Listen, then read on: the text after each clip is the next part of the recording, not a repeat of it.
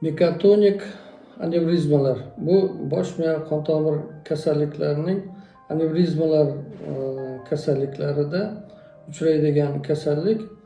Mikrotonik anevrizmalar bular qayerdan keladi? Septik endokardit, ya'ni infeksiyaning orqasidan paydo bo'ladi.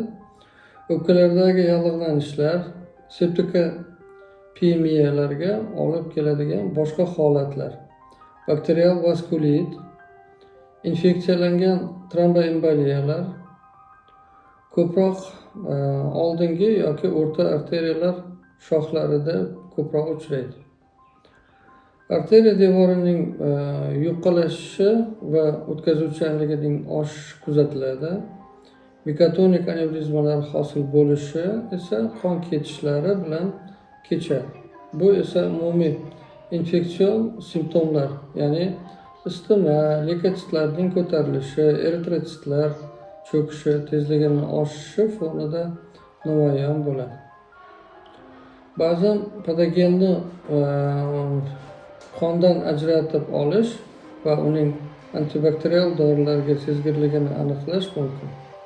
Bu esa maqsadli davolashni osonlashtiradi. E'tiboringiz uchun rahmat. Kanalimizda qoling.